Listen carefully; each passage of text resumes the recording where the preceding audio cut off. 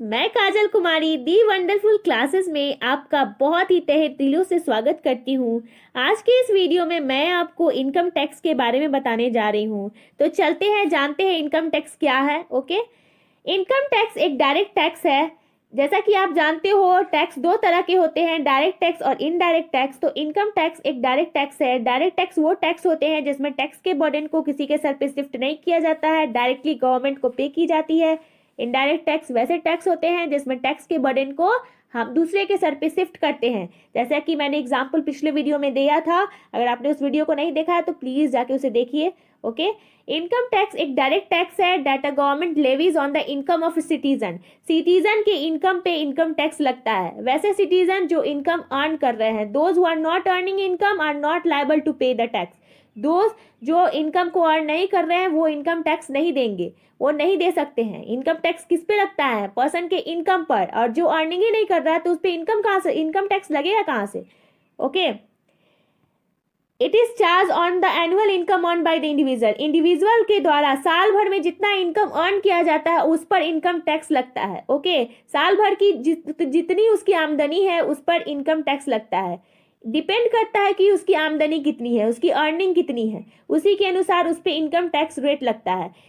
Direct tax एक progressive tax है, तो ये सबके लिए एक समान नहीं रहता है। डिपेंड करता है कि उसकी अर्निंग कितनी है, उसकी आमदनी कितनी है, उसकी इनकम कितनी है। अगर जिस बंदे की इनकम ज़्यादा होगी तो उस पर टैक्स रेट ज़्यादा होगा, और जिसकी आमदनी कम है, हमारे और आपके जैसे, तो उस पर इनकम टैक्स रेट भी कम लगेगी। ओके, तो इट इज डिपेंड करता है कि आपकी अर्निंग कितनी है। ओके, तो ये सबके लिए बराबर नहीं है।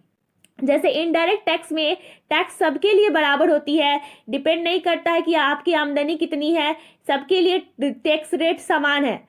लेकिन डायरेक्ट टैक्स में इनकम ये प्रोग्रेसिव नेचर का है, जिसमें income tax rate means tax rate पे इनकम पे डिपेंड करता है कि आपका टैक्स रेट क्या होगा। ओके, इनकम टैक्स एक्ट 1961 में income tax act pass out हुआ था, जिसमें बहुत सारे रूल्स और रेगुलेशन लिखे गए हैं जिसको टैक्स पेयर को फॉलो करना होता है लीगली टैक्स को पे करने के लिए। बहुत सारे ऐसे टैक्स पेयर हैं जो इलीगल काम करते हैं टैक्स के बर्डन को कम करने के लिए, टैक्स से भागने के लिए, जो कि उनको नहीं करना चाहिए।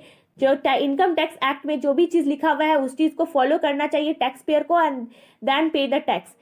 इनकम टैक्स एक्ट 1961 में ये भी बताया गया है कि अगर आपको टैक्स के बर्डन को कम करना है, टैक्स लायबिलिटी को कम करना है, तो आपको बहुत सारे सेक्शंस हैं, उसको आप फॉलो कीजिए और आपका टैक्स लायबिलिटी थे आपका टैक्स लायबिलिटी कम हो जाएगा। जिसने मैंडेट कर दिया सेंट्रल गवर्नमेंट को to collect this tax. Okay, everyone who earn or gain an income in India is subject to income tax.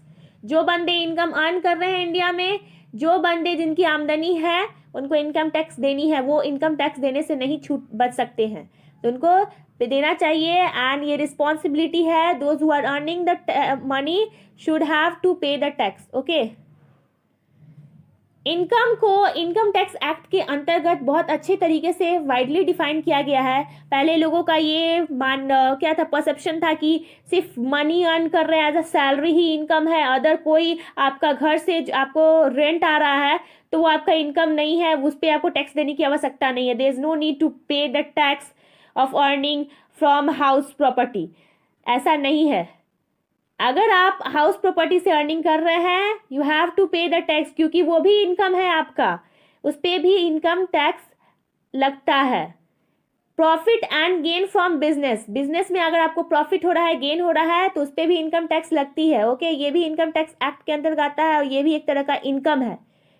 Capital gain हो रहा है आपका, कैपिटल गेन हो रही है तो भी आपको इनकम टैक्स देनी होगी, वो भी आपका इनकम है। इनकम फ्रॉम अदर सोर्स, ये भी आपकी इनकम है। तो आप इस परसेप्शन को हटा दीजिए कि सिर्फ मनी अर्न कर रहे हैं, एज अ सैलरी ही आपका इनकम है।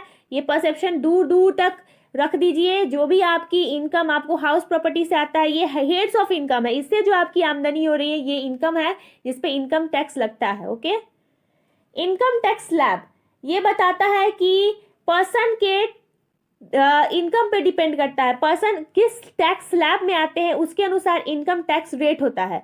कितना इनकम टैक्स होना चाहिए किस पर्सन को, पर्सन ये डिपेंड करता है किस स्लैब पे वो आते हैं। What tax income tax rate a person पे, कितना टैक्स रेट एक पर्सन को पे करना चाहिए, डिपेंड करता है वो किस टैक्स स्लैब में आते हैं। जिसकी आमदनी 2 लाख से 50,000 के बीच तक है, उसको कोई टैक्स देने की आवश्यकता नहीं है। मीन्स जो 2,50,000 तक ही कमाते हैं उनको कोई टैक्स देने की आवश्यकता नहीं है। लेकिन जिनकी आमदनी इससे ज़्यादा है, 2,50,000 एक से लेके 5 लाख तक है, तो उनको 5% टैक्स देना है।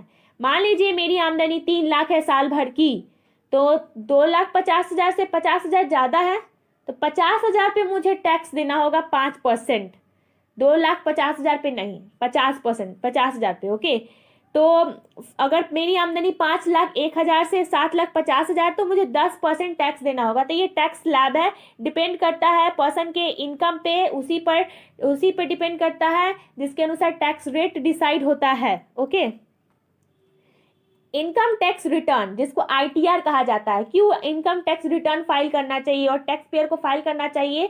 क्योंकि इससे पता चलता है टैक्स पेयर को कि उनकी ऑब्लिगेशन क्या है, कितना उनको इनकम टैक्स देना है, कितना टैक्स डिडक्ट हुआ है। Income tax return form are the basis of calculation of person income tax, जिसमें बेसिस है कैलकुलेट करने का कि पर्सन का इनकम टैक्स क्या है। इट इज अ स्टेटमेंट, ये एक स्टेटमेंट है। द स्टेटस ऑफ पर्सन का क्या स्टेटस है, क्या उसका रेवेन्यू का सोर्स है, क्या कितना टैक्स डिडक्ट हुआ, कितना टैक्स पेबल है, कितना टैक्स रिफंड है, ये इनकम टैक्स रिटर्न से पता चलता है। तो income tax return is very important.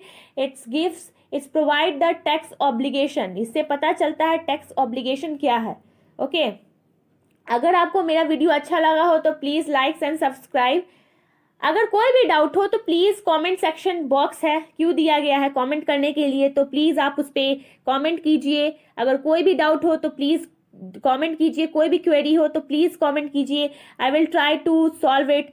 ये आपके लिए भी बहुत अच्छा है, अगर आप कमेंट करोगे then I will help you to resolve your problem, otherwise I will not help you. So it is important to, if you have any doubt then please write it